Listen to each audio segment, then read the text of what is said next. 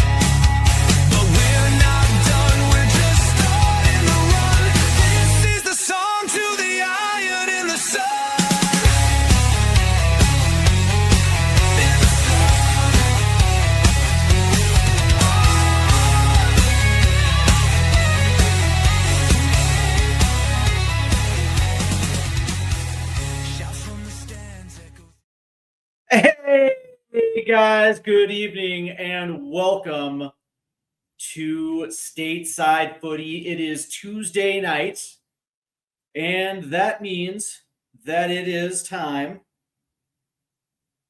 for, just another opportunity to talk about the U.S. men's national team. With that said in mind, we do have a few things to discuss tonight because yesterday we were talking a little bit about the European-based player pool, and tonight we're talking a little bit about the domestic player pool because there are some names that we do have to go over because these guys absolutely must, and I mean absolutely must, get a move this January transfer window. Before we get into those names, please make sure that you hit the like and subscribe buttons and also hit the notification bell so you don't miss out on any upcoming content here on Stateside Footy. All right. Again, as we were saying at the top of the show, there are 5 names that we have to go over associated with the United States men's national team that are currently playing in Major League Soccer that absolutely have to get out of Major League Soccer. And it is absolutely imperative because one of the things is like when you look at some of these guys and you look at the age and the age group that they're in, this would be the absolute perfect time to get out. Because when you look at some of these guys and you look at some of the games that they've already played, you can certainly see that they've had multiple seasons so far. They've had multiple bites at the apple of Major League Soccer. They've been around the block a couple times. And from that standpoint, I think they've achieved all that they have to achieve with Major League Soccer. And so from that standpoint, it would behoove them to put themselves in a situation where the competition is just a little bit better. Again, this is no disrespect to Major League Soccer. This is just the simple facts. And so let's go ahead and get into it. And we begin with Diego Luna. And I'm sure none of you guys are surprised to see Diego Luna on this list. And again, Diego really kind of cracked the U.S. men's national team this season, although, really he has 18 caps for the National League, but specifically in Major League Soccer, 94 games, 22 goals, 15 assists, and 6,000 minutes in MLS. And the interesting thing about this is he's 22 years old. And when you look at his trajectory through U.S. soccer, he's pretty much done it at every single level. And the good news is he's with a team that actually won't stand in his way. The question is, will Major League Soccer stand in his way? Because again, The unfortunate thing about U.S. soccer at this stage is that the contracts are held by the league, not by the actual teams, which is why we don't necessarily have clubs, although that's a story in a different conversation. But the reality is, as of right now, Major League Soccer kind of wants to hold on to U.S. men's national team players. And so from that standpoint, when you look at his market value, some team is going to have to come in and get into that $5 to $8 million range in order to pry him out.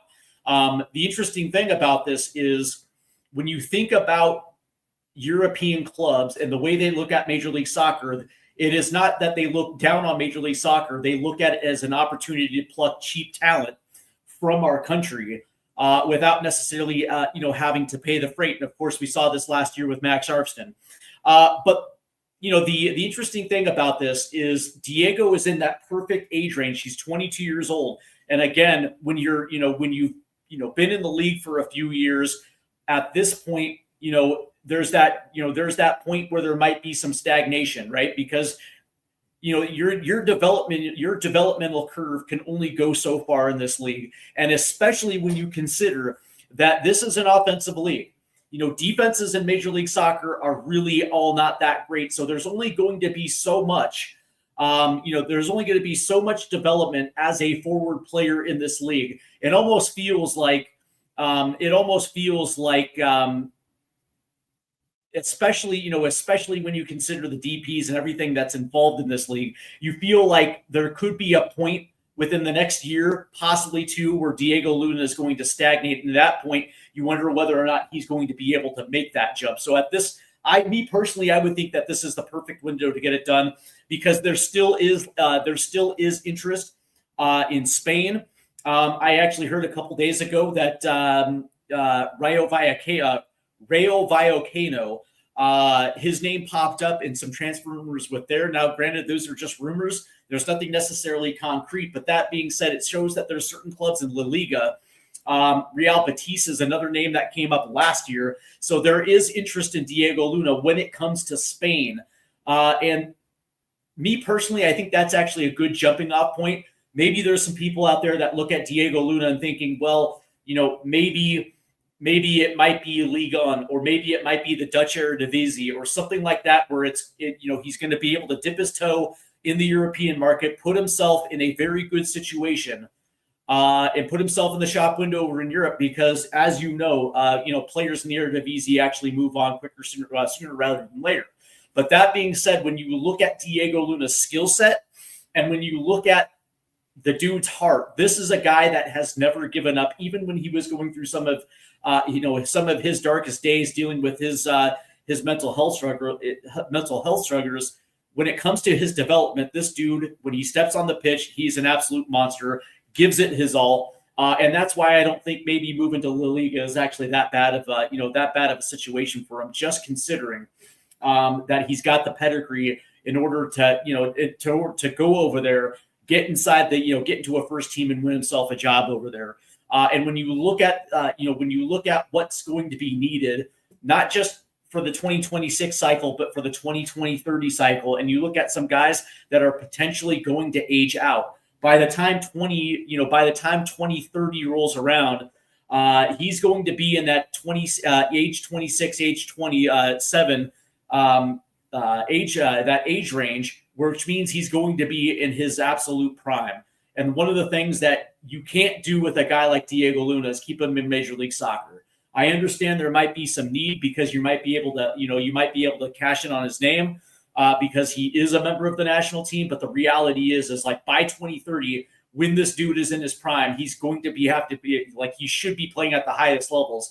Because me personally, when it comes to the skill set and the flair in which he plays the game, I don't think there's anybody in Major League Soccer that is his equal. And so going into a country that celebrates flair, that encourages it and encourages them, to essentially make the position their own. Me personally, I think one of the worst things you can do is pin Diego Luna down for another 2 more years in Major League Soccer. I don't think it does him any good to stay. And me personally, if there is an opportunity to move this January, you move. And it just is what it is. I know Real Salt Lake is kind of knocking on the door as a playoff team. But the reality is, it's like there's always going to be another young guy that's going to be coming through Real Salt Lake. So, what you want to do is you want to cash in, you want to make as much money as you can off of them when it comes to the transfer fee, and you want to see that dude, progressively move up as he gets into his prime. Because the one thing that is absolutely needed, especially for the national team, is this dude being over in Europe. All right, let's talk about Alex Freeman. And this is another one that me personally, I think he needs to make a move this January. Let me rephrase that. This window right here. Alex Freeman actually had himself a very good 2025. He kind of burst on the scene with Orlando City. He's got 32 career games in Major League Soccer, 6 goals, 4 assists, and 2,461 minutes. But this year, he was actually brought up to the national team by Mauricio Pochettino, 13 caps. And from that standpoint, he was able to take advantage of a position until Sergiño Dest was going to be able to work himself back into what we think it might be the starting spot. But we saw this dude progressively grow throughout 2025. And it was one of the nicest surprises, because at first you saw he was a little bit tentative, especially when the full team was in during Nations League. But as the things progressed, you saw him gain confidence as the year went around. And for me, this was actually one of the more pleasant surprises. The other thing that's worth noting is I think he's a little too good for Major League Soccer. Even the fact that he hasn't really played a lot in Major League Soccer, when you watch him play for Orlando City, he looks like he's one of the better players on the field. And his ability to get forward, and make something happen is something that European clubs would clamor for.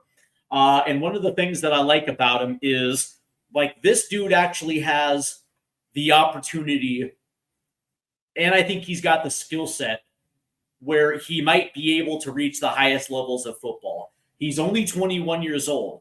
And if you were to tell me that he would go to the championship or the Dutch Eredivisie, and he was able to get on a good team where he was able, to highlight his strengths, chances are pretty good within the next 3 years, there's going to be a Premier League team that is looking at it, and he checks all the boxes. Not only does he get forward, but he also makes something happen, off that right side. But his ability to track back and also be engaged defensively as well too. Me personally, Alex Freeman has that type of high side where, it's not out of the realm of possibility that by age 24, 25, he's going to be applying his trade in the Premier League. I think he's actually has that type of upper level talent. I apologize. I can't speak English tonight. And the reality is, me personally, I just think he's too good for Major League Soccer. I think he's actually one of those rare dudes where I don't think there's going to be any limits to his progression. One of the things that I don't want to see, and hopefully his people understand this, and he's actually got the right people in his corner telling him that, like, long-term extension should not be a thing when it comes to him. I know that we're going to get into Owen Wolff in just a minute, but the reality is, when I look at Alex Freeman, I see the high side, and I see a dude who is more than capable of maximizing his talent. And me personally, the way that I look at him is, by his age 25 season, it wouldn't be out of the realm of possibility to see him playing in the Premier League. I think his skill set is that good. All right, let's turn our attention to Max Arvston, who this year also was brought in to the national team under Mauricio Pochettino. The Columbus Crew left wing back, actually had himself a pretty solid season when it came to the U.S. men's national team. Again, was a member of Camp Cupcake and impressed so much that he was brought back. And when you look at the depth when it came to the left side, especially when Jedi went out, there really wasn't a lot there. I mean, they brought in a few different guys, Christopher Lund and some of these other guys, John Tolkien, and for whatever reason, Mauricio Pochettino liked what Max Arfson brought to the table, especially because his will to drive forward, his will to do things, and also the fact that he just plays hard. And it's something that Mauricio Pochettino absolutely just loves about Max Arfson. But the 24-year-old, he's already 24 years old. And so from that standpoint, last year, there was talk, there was an offer that was rejected that would have seen him, would have seen him make the jump, but the offer was only at 3.5, and the league values him a little bit higher. And so, they ended up putting the kibosh on the deal. But the reality is he's at that age where he has to get over there because as of right now, you like to think that what's going to happen in 4 years, right? Because Jedi is 27, 28 years old. So this is probably going to be his last cycle. And if Max Arfson is going to be that guy moving forward, he's going to have to get over to Europe, and it's going to have to happen in the next calendar year, whether it's in January or whether it's this summer. He's going to have to make the move because again, you're looking ahead when it comes to this national team, and you're thinking 2030. He's probably going to be that guy who's going to be a 2030 guy for sure. Maybe he might even be a 2026 guy, but the reality is when you look at his production through 72 games in Major League Soccer, the 4,000, the 4,800 minutes in Major League Soccer, 10 goals, 12 assists, not that bad. But the reality is when you look at the dude's skill set and when you look at what you think he might be, one of the things you cannot do is put the kibosh and keep him in Major League Soccer. He cannot end up being an MLS lifer. I don't know how you guys feel about Arfson, but I see a player there, and I see a player that has maximized everything that he's going to get in Major League Soccer. And that's just a sad fact. Of the guys that we have been talking about, this is the guy that of them all, he is the guy who's the oldest of them. And you actually, it's the same thing with Freeman, right? I look at Freeman as going to be the guy who's going to be locked down 2030, but also by 2030, he possibly could be playing in the Premier League. He's that good. I don't think Arfson has that type of upward trajectory, but if you're telling me by the 2030 World Cup that he could be playing in Serie A, I would believe it. The first thing that he needs to do is get himself across the pond, and if that means it's in the championship, then so be it. The championship is also is also a good starting off point, and it seems like a lot of U.S. players end up in the championship for a good reason because again, you're only one step below the Premier League. You're putting yourself in the European shop window. And when you look at the type of guts that Max Arfson has, it's not out of the realm of possibility that he could put himself in a better position in a year or two. So from that standpoint, Jack's got to go. The other guy that I wanted to talk to is Sebastian Berhalter. Sebastian's 24 years old. He's had 130 games in Major League Soccer, 8 goals, 16 assists, 7,400 minutes. 9 caps so far for the U.S. men's national team. He himself is 24 years old. And it really was this season that kind of put him on the map, right? We got to see the top end of what Sebastian Berhalter is all about. And there were good stretches where he was Vancouver's best player, and that was even when Thomas Muller came over. And you saw just exactly what Vancouver's attack meant without Sebastian in it versus when it was in it, and it was absolutely night and day. He was literally the guy that he was the engine in the midfield.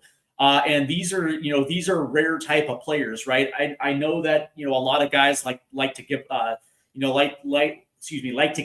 McKennie his flowers, and true, you should give him his flowers because he's really good. But Sebastian Berhalter is really good as well too. And I think one of the things that I saw this year in 2025 is that Sebastian just might be a little bit too good for Major League Soccer. And the question is though, is this a little too late for Sebastian? Is he going to be one of those guys that ultimately finish his career in Major League Soccer? I would like to think not.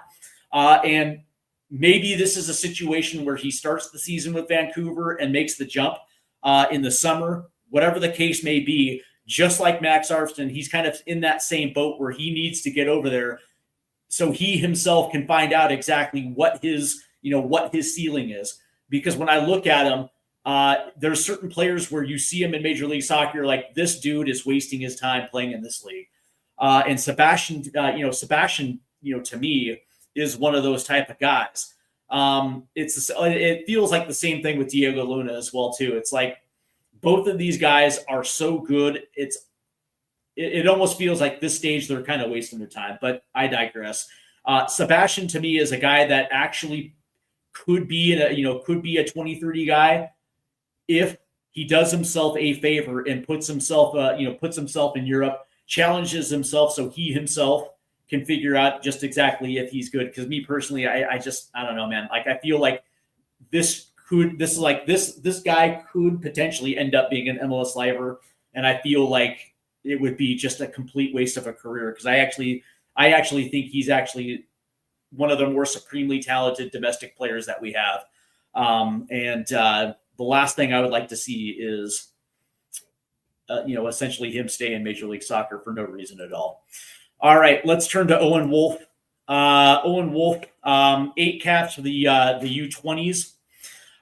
21 years old. He's already played in 120 games in Major League Soccer, 10 goals, 15 assists, and 7,100 minutes. And Owen Wolff just signed an extension with Austin FC. It's a U22 initiative contract. And when the news hit that Owen Wolff signed this extension, a lot of people thought that he was tying himself to Major League Soccer for the rest of his career. Me personally, I didn't look at it at all. I didn't see it that way at all.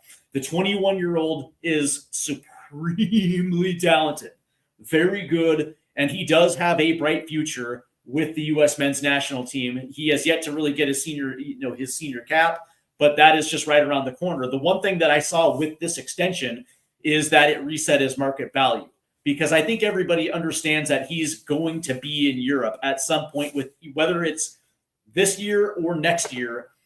That's going to happen because it seems like every single year this dude has progressed and gotten so much better. Where this year in 2025, I don't know if you guys are Austin FC fans. This dude was miraculous this season, and it felt like that he's kind of he has finally arrived as that legit first team senior player. But again, he's only 21 years old, and to me, what this extension said, to me at least, is that it resets his market value. So if you're going to come in for him, you're not going to get him on the cheap. You're going to actually have to pay exactly what he's worth. And if he's making $1 million a year, you're going to have to meet the requirements in order to get him over. I think the days of Major League Soccer letting go of players on the cheap, I think that is kind of over. And when you see the league do these type of things and they start locking up some of these younger guys, essentially to me, all it says is that you're no longer going to essentially raid the cabinet. And so if there's a team out there that values them, and I would probably agree that they do, you're going to have to pay the freight. But by doing that, you're essentially limiting yourself, right? Because a Dutch team is not going to come and pay that, because outside of Ajax and outside of PSV, there's not going to be a lot of teams that are going to be able to afford it. So you're looking at championship level teams, Ligue 1, Serie A, which is fine. I think he's potentially capable of doing those moves, right? So the problem is like for example, like you're taking the second Bundesliga out of it. You're taking the Belgian Pro League and some of these other leagues that are actually not bad, leagues to go in for your first time over, because especially in the Belgian Pro League, most of Europe's big leagues, biggest leagues dip into that, especially for young players, because they see it, and especially if they do it in European play as well too. You're not going to be over there long. But again, what I will say is that I don't see this as a bad thing. The only thing I will say is that it's going to have to be the right team and the right league for him to do it. And the interesting thing is, as much as I think Diego Luna would succeed in Spain, I also think Owen Wolff can potentially succeed in Spain as well too. I think his skill set at 21 is I think it's a lot better than the next guy on the list. So let's go ahead and talk about him.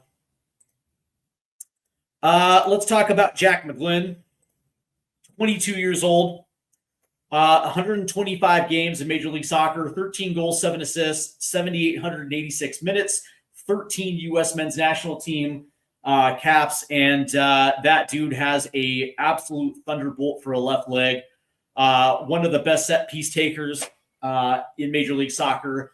He actually plays a position where, when you look at some of the clubs in Europe, when you're talking about certain positions where teams are lacking depth, Jack McGlynn ends up playing a position that actually comes at a premium. Now, he made the move to Houston this last year. He's 22 years old, so I still feel like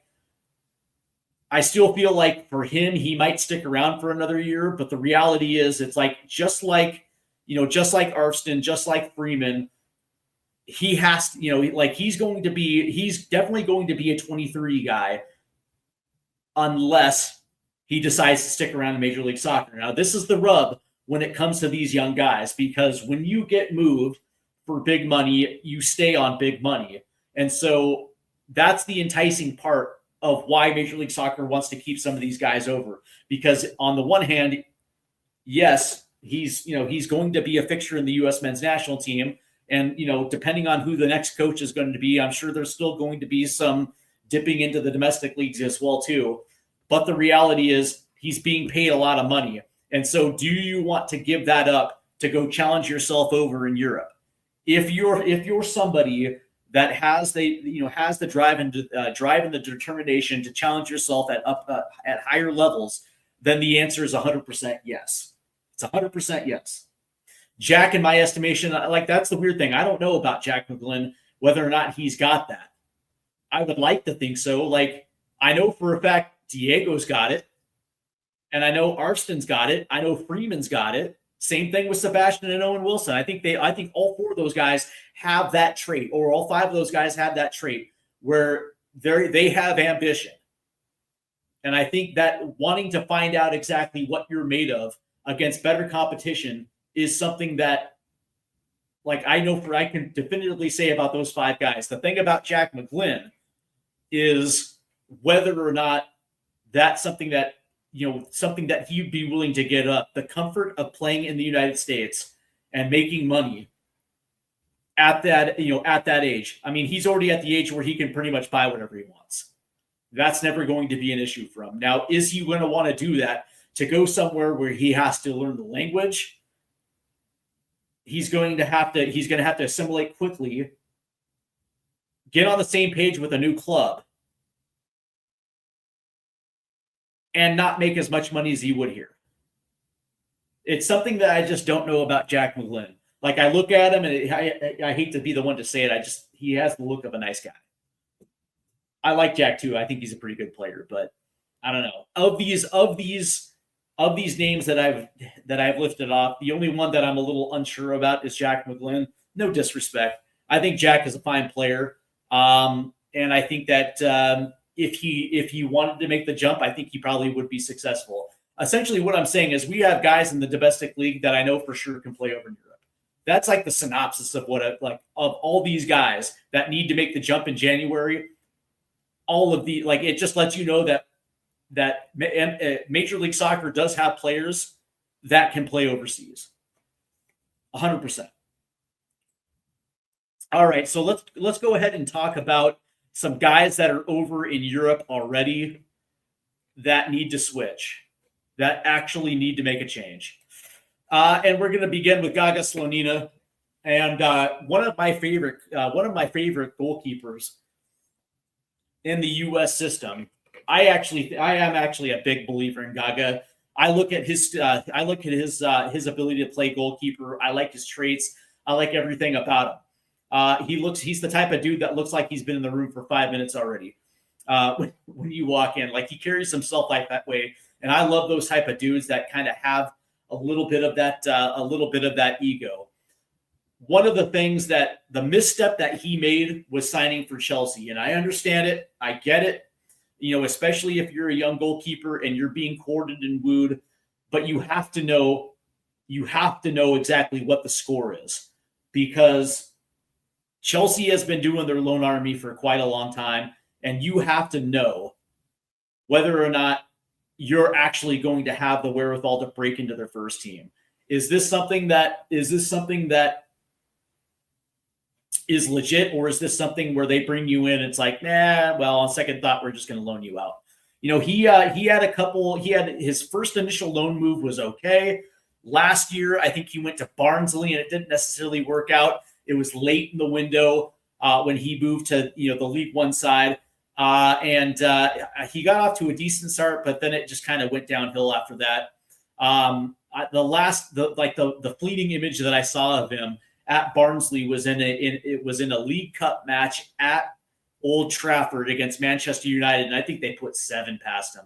Like, it wasn't good. And of course, that loan ended early. He went back to Chelsea, and that's where he's been the entire time. He is now currently Chelsea's third. And when you look at Gaga, his age, like, he's still at a pretty good age where, realistically speaking, 2030 is still in play for him. But he's going to have to get out of Chelsea ASAP, whether it is now, which I think he should, because he needs to be playing 100%. And if that means that it's not in Europe, I would like to think that it is in Europe, because I still think he's got the skill set to compete. Whether that's in Holland, or whether that's or even if it's in the Championship, whatever the case may be. I think he's got the skill set to pull it off. But if that's not available, come back to Major League Soccer, because it's different for goalies than it is for outfield players. Because in Major League Soccer, because the defenses aren't on the same level as forward players, you are going to see a lot of shots. So from that standpoint, you are going to be able to put yourself in a position where you can legitimately compete for a roster spot with the U.S. men's national team. Because one of the things about goalkeepers is you have to stay sharp. You absolutely have to stay sharp. And in Major League Soccer, it's different for goalkeepers than it is for outfield players. And if that, Matt Turner bit the bullet and came back. And it was the right move for Matt. I'll be the first one to say it. Most people thought it was rough. Most people thought, Matt was embarrassed. I looked at it like, dude, this is actually a really good opportunity, because now all of a sudden, you're actually playing, and now you have an opportunity to sharpen the finer edges of that blade. And so, from that standpoint, if Gaga can't find a suitable partner in Europe, come back to Major League Soccer, because there's going to be at least 15 teams that 100% will take him in, and he will be a starter for all 15 of those teams. 100%. All right, let's talk about Josh Sargent. Yep. Josh has got to make a move. And listen, he made a massive mistake this summer by turning down an opportunity to go back to the Bundesliga. I think there was a deal on the table where Wolfsburg was going to pay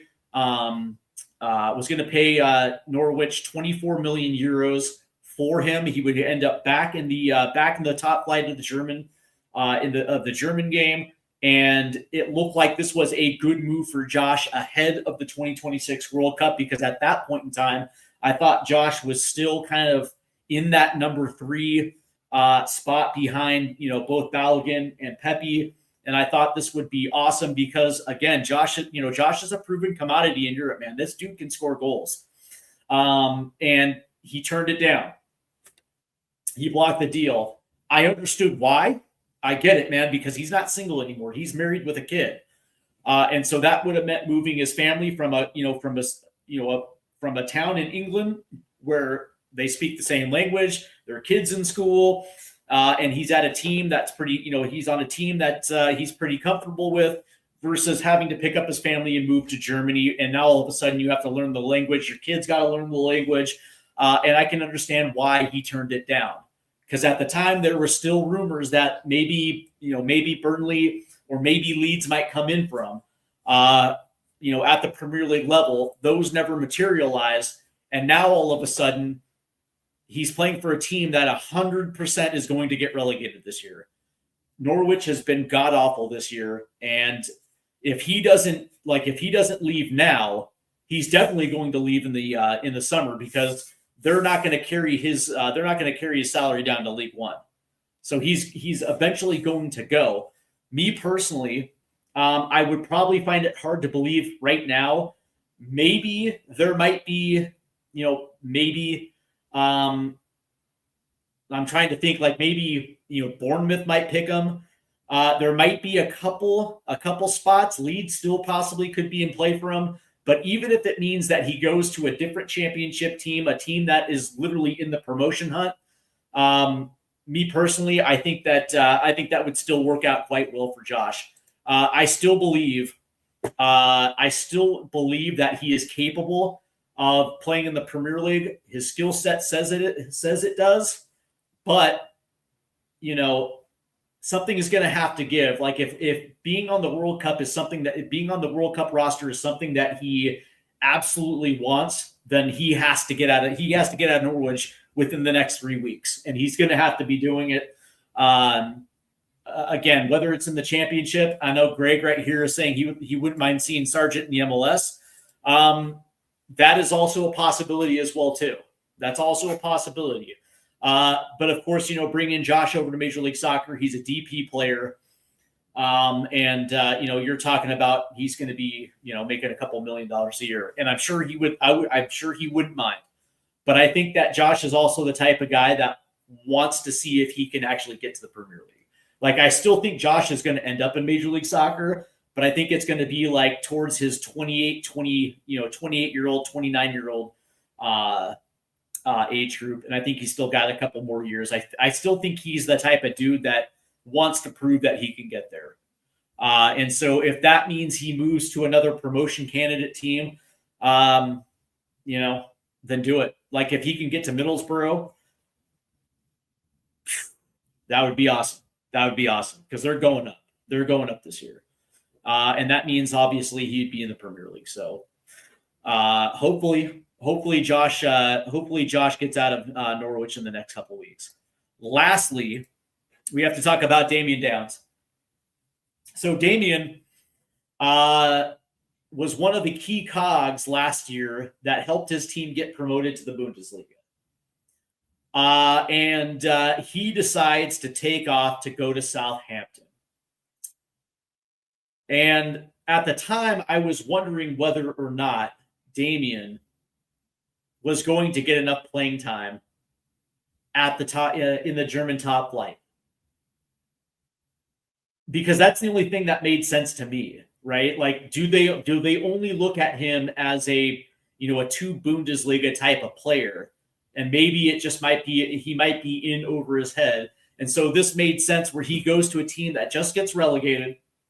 He goes there and he gets to compete for a starting spot.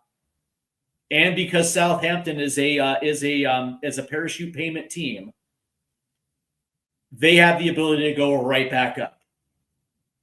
And so from that standpoint, I was like, it's a risk, man. It's a risk. It's a risk going to the English game, especially if you're not accustomed to playing in it, or if you hadn't in a while. And they already had a primary target 9 there. So there was a lot of work for him to do. And so in that first, in this first 6 months of the season, he was given opportunities. He would come in with 30 minutes left to play, and there wasn't any end product. Then those minutes eventually decreased. Then he wasn't playing. And then when he would come back into the team, again, it's like only 10, 15 minutes, not enough time to get a feel from the game. And it's literally been a disaster. And listen, it was a gamble. It was a gamble for him to go. Me personally, I think he should have stayed and battled for a starting spot. And who knows how that would have played out. Instead, this is exactly where we're at. And it's a little bit different from Josh, because Josh is playing for a team that's absolute dog shit. And they're going down. Southampton is going to stay up. And they're in a position where right now it could go either way. And knowing Damien, he's the type of dude that wants to stick around and scrap it out. Like, that's what he wants to do. He doesn't like giving up. But that being said, let's see where Southampton is right now. Well, they're sitting in 15th place, but they are literally 7 points off the playoff spots. The question, I guess the question is like, where does he go? Because of this move, I don't know if there's going to be any immediate takers unless they're absolutely desperate for a striker. You know what I mean? Unless they're absolutely desperate. And the interesting thing is, I guess he could, theoretically, if he could get out of his contract, he could sign as a free, which might help him out a little bit. Maybe go to Pompey or Blackburn, something like that, where he 100% will play. But the reality is like, this was a move that was a gamble to begin with. And from that standpoint, it just didn't pay off, and it sucks because I like Damien. I think he's a good player. No.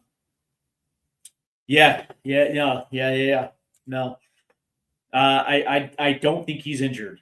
I haven't heard of any type of knock, Greg. I think that he has fallen so far down the pecking order at Southampton that he's just not getting any game time. It just is what it is, man. Some moves pay off, others don't. But that's it. I think that the interesting thing is, recapping a little bit of this right here.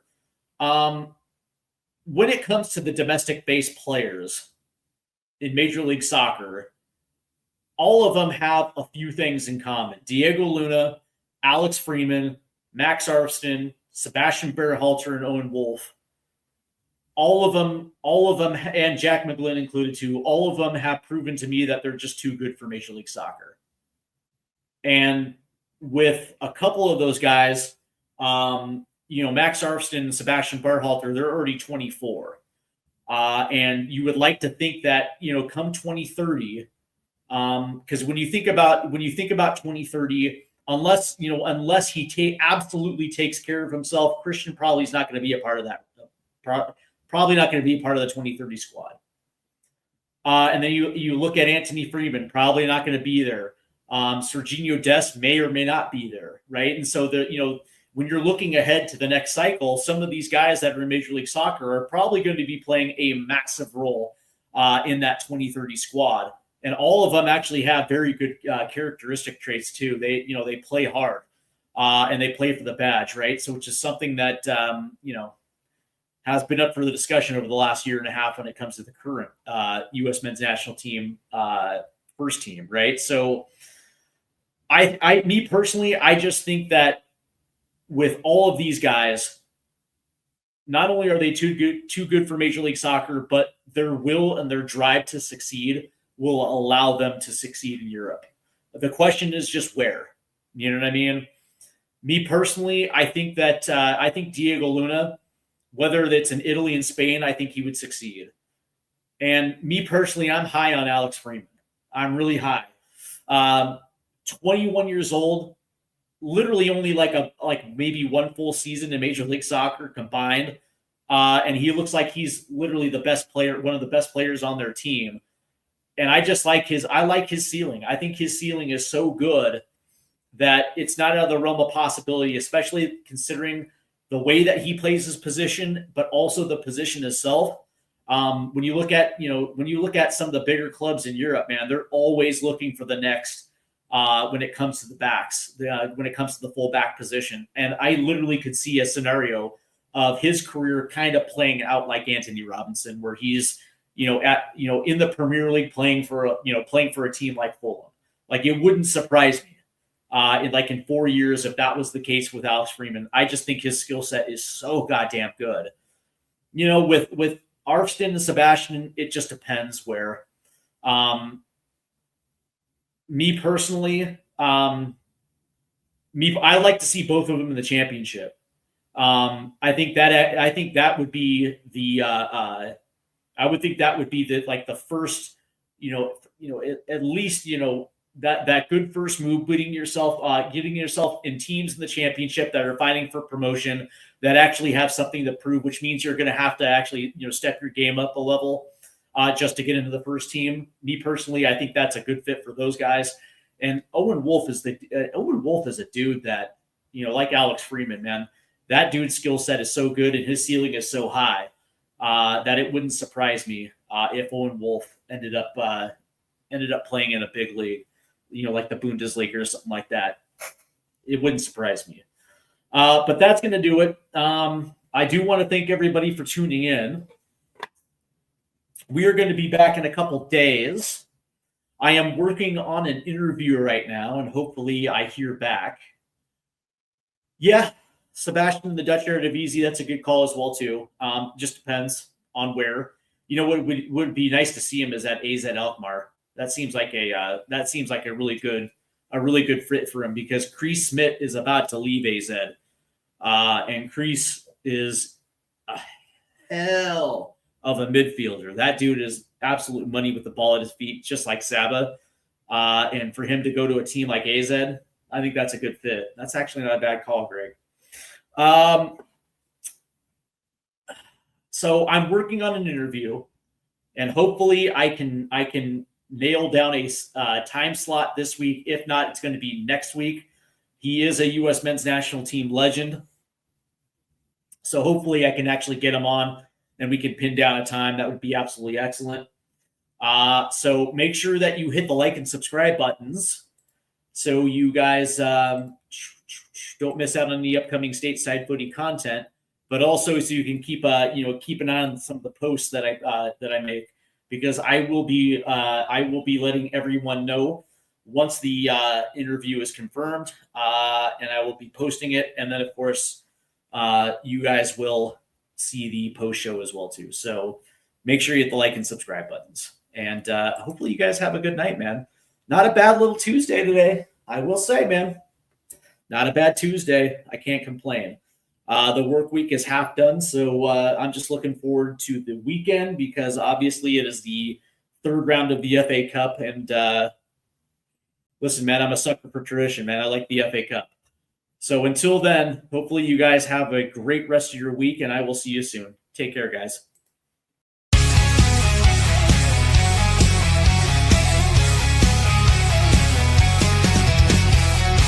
Rusted goalposts under fading skies.